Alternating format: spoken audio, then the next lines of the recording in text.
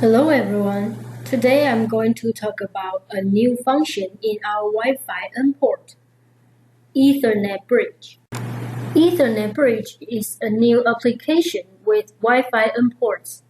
It brings not only serial devices but also Ethernet devices to Wi-Fi. Today we are going to learn how Ethernet bridge works. After this course, you will be able to understand and use Ethernet bridge. The course outline for today's lesson. What is Ethernet bridge? Hands-on Ethernet bridge, advanced function, gratuitous ARP, and you should remember. First of all, let's take a look at what is Ethernet bridge. Network bridging is the action taken by network equipment to create an aggregate network from either two or more network segments. As you can see on the left bottom side, bridging is done within the first two layers of OSI 7-layer model. There is no routing process, only connection through two different interfaces. Note that our Wi-Fi imports only run as Wi-Fi clients, but never run as an AP. You always need an access point when using Wi-Fi imports. A typical application CNC DNC. Both serial and Ethernet ones can be brought up to Wi-Fi. Most new CNC machines have Ethernet interface now, but to integrate new CNC machines with the old ones, we can implement Wi-Fi import and bring them all to one Wi-Fi interface. That is very easy to understand Ethernet bridge, right?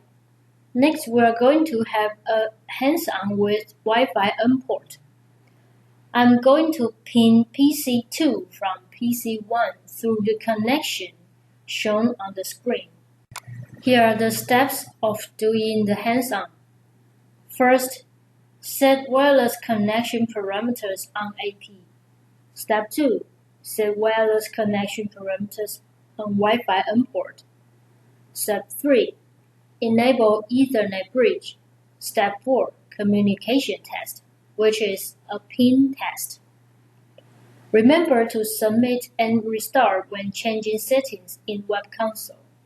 Step 1, we need to set wireless connection parameters on access point. Here I have an AWK to demonstrate. Remember to configure your AWK as AP mode. You can set these from PC1. We need to set up an SSID, RF type, and channel. We'll leave security setting as open system, so I'm going to skip the steps here. Step 2. Set the parameters on Wi-Fi imports. These settings must match the settings on AP to establish connection. Set the same SSID as what you have in AP. Remember to set your client as infrastructure mode. Step 3. Click the option on the left-hand side. Basic settings, Ethernet, bridge settings, and choose Enable Ethernet bridge. Configure your IP settings. Here I have a static IP as an example. You can change to DHCP if you have a DHCP server in your AP. Okay, this is very important.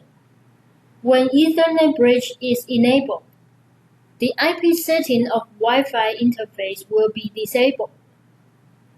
Both Ethernet and Wi-Fi use Ethernet's IP settings.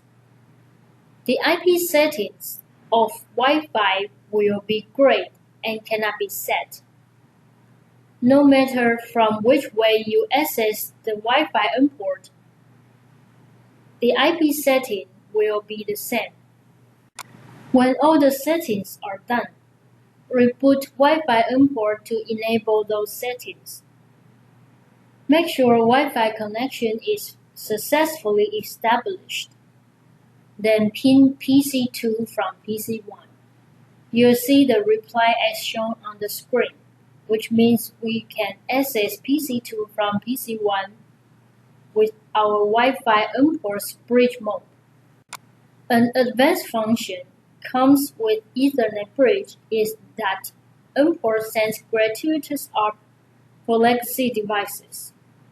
Gratuitous ARP sending is not new in import, so I'll skip the introduction here.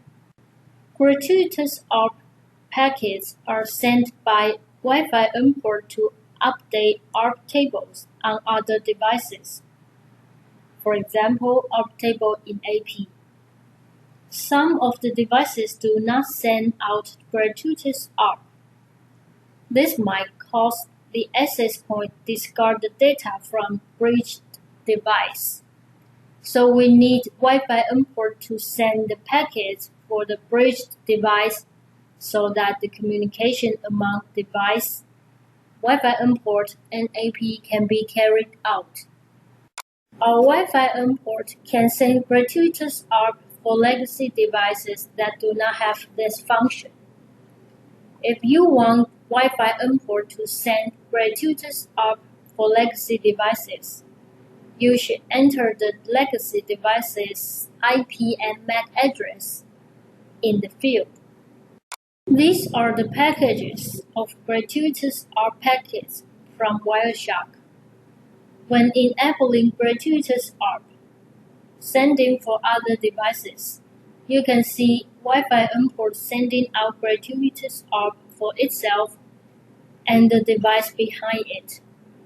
From here, we can see two gratuitous ARP packets for two different IP addresses. Okay, let's have a brief review of today's lesson. Network bridging is the action taken by network equipment to create an aggregate network from either two or more network segments. There are two things to remember when Ethernet bridge is enabled. First, both Ethernet and Wi-Fi interfaces of Wi-Fi import will be active at the same time. Second, both Ethernet and Wi-Fi use Ethernet's IP settings. Wi-Fi imports can send gratuitous ARP for legacy devices that do not have this function. That's all for today's lesson. Thank you for listening.